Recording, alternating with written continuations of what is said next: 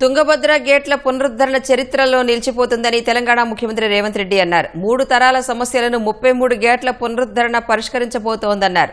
తుంగభద్ర జలాల సమస్యకు పరిష్కారం చూపాలనే 3 సీఎంలు ఒకే తాటిపైకి వచ్చామన్న రేవంత్ రెడ్డి ఈ నిర్ణయం అంతర్రాష్ట్ర జల వివాదాలకు పరిష్కారం చూపుతుందని ఆశాభావం వ్యక్తం చేశారు.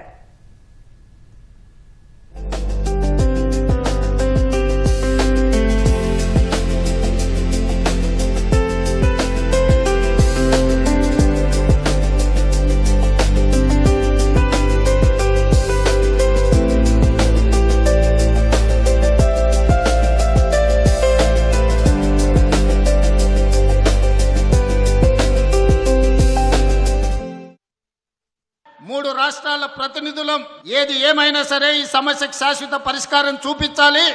ఈ రోజు బళ్ళారి వేదిక కావాలి. ఈ తుంగభద్ర డ్యాం నది ఒడ్డున శాశ్వతంగా ఈ సమస్యలకు పరిష్కారం చూపించాలని ఈరోజు ఒక ఆలోచనతోని ఒక పట్టుదలతోని మేము ఇక్కడికి రావడం జరిగింది.